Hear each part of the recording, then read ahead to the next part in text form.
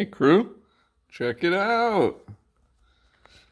VITAVON RYFT portals fully installed on cheap metal, whatever they call them, Chinanium axles, aluminum.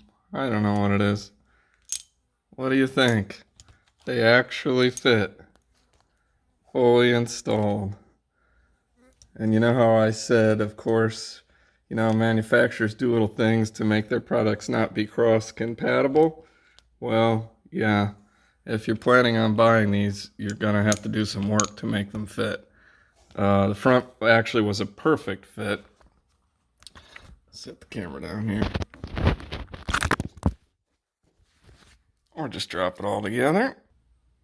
Okay, sorry for all the fumbling. Yeah, the fronts actually fit perfectly. No modifications necessary whatsoever. Well, I mean, I guess you can see I did swap out the steering rod. The problem with the steering rod, I'm not sure if it would have happened with the stock axles as well. I didn't check. I suspect so, but there was a weird amount of toe in when I put this rod on, and there is no adjusting this, making it shorter or longer. So I had to just kind of craft my own steel 304 stainless job with M4 Heims, and I just heated these joints with a MAP gas torch and sort of bent them as best I could. That's M8 with an M6 inside of it, and then an M6 diameter, and then an M4 inside of there, and then an M4 rod with a Heim on it. So that's a pretty beefy steering joint. It's not going anywhere. Yeah, so yeah, the portals work great, look good, spin nice and smooth. The rears would not fit stock to stock. So if you didn't want to do any work and you just wanted to screw these on, no dice. I'm going to tell you a little bit about what happened. Was the mounting distance from hole to hole is off. It's a little bit wider on the RYFT VITAVON portal than it is on the RYFT metal axle.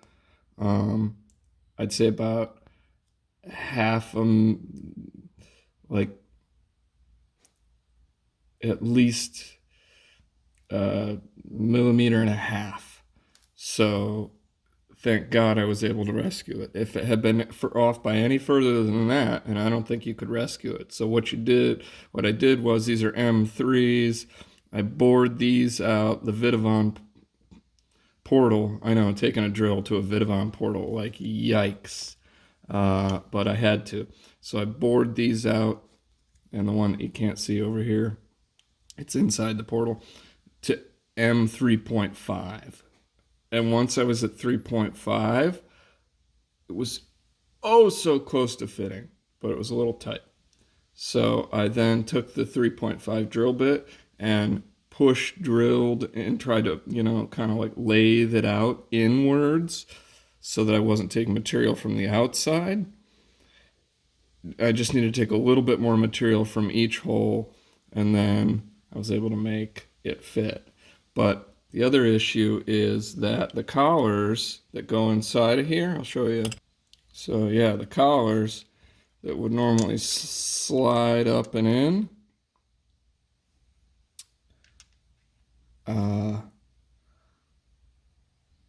well, there is no bearing to carry it in there, but I don't think you need it anyway. This is a bearing in here and a bearing out here. The problem is that this sleeve is bored out to 16 millimeter inner diameter, and this outer diameter is 15.5 on my caliper. And when you slide it in, it's a loose fit, It just has just a tiny little bit of wiggle wobble. Not much, just a little bit. As you could understand, with a 0.5 millimeter, that means you've got a 1/4 millimeter of wobble all the way around. With a 0.5 millimeter smaller diameter.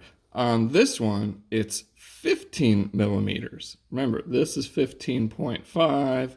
This outer male side is 15. So when you slide it up and in here, there's a lot of play. And as I'm imagining what that's to do is that's holding your axle when you get a ton of flex. And you've just got 2 screws here. I used carbon steel grade 12 M3s because I wanted the strongest fastener possible in here. But even then, like the tube is what's giving you all this strength directionally on the axle, not these screws. And so what I did to close up that gap, I was going to try to sleeve that 0.5 millimeter with like a piece of brass tubing. It would need an extremely thin sidewall, right? I mean, about 0.5 millimeter. But I don't know. I guess I was impatient. I wanted it done. I didn't want to order the brass tubing and wait. I also wasn't sure if I could source a piece of, 15 millimeter outer, diameter, 15.5 millimeter outer diameter brass sleeve. It just was going to be tricky. So I JB welded. I coated the male side in a good amount of JB weld, and I slid it up in there. And yes, the portal is now permanently in there. You could take the face off, pull the axle out, and get the ring and pinion out, no problem. Get the bearing and the axle back in. So I don't think it's an issue that it's permanently mounted in there. I mean, I don't feel like it's permanent. It's 5-minute JB weld, which is some very strong stuff, don't get me wrong. But if you take the MAP gas torch to this sleeve right here for about 2 minutes, I think you pretty much free up all that JB weld, and get this nice and hot.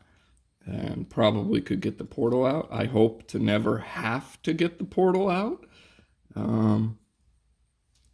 That's where it's at. Also here, you see I had to grind these down a little. I think I already talked about in the last video. The M3s and the M4 steel heims that I have just are, these triangles aren't quite tall enough. So, but we're going to get them installed. You can see I use 17 millimeter hex adapters for my wheels. These are the 8 millimeter bore, so I had to take I used an M8 by M4 aluminum tube.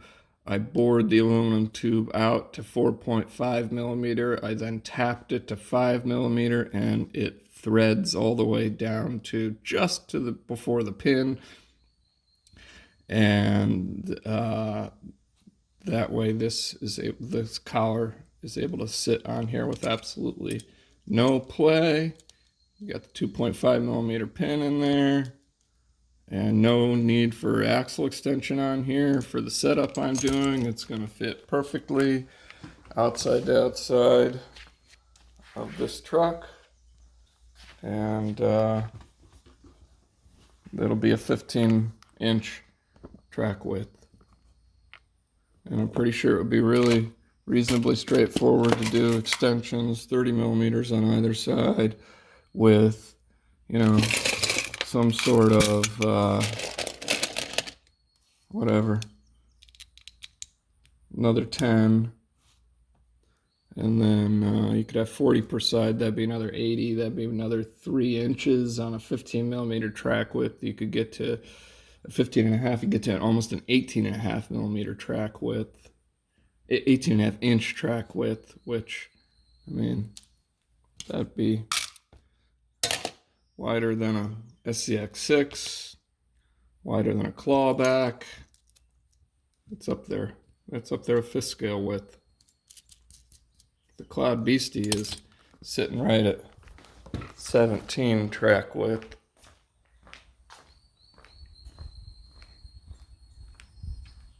Outer tire to outer tire.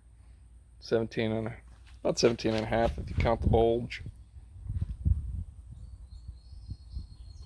Really probably almost 18 if you count the bulge. Here's my puny little shoe. It's a big boy. This one won't be quite as big, but it could.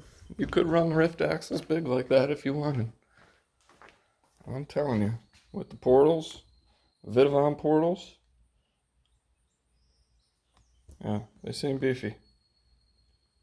I also ordered VITAVON ring and pinion for in here. We're going to try these out, see how they hold up, but I've heard the stock ones are butter and junk. So we'll put the VITAVON helical set in there. Should be sweet. Time to work on the install. Ciao. Hope you enjoyed.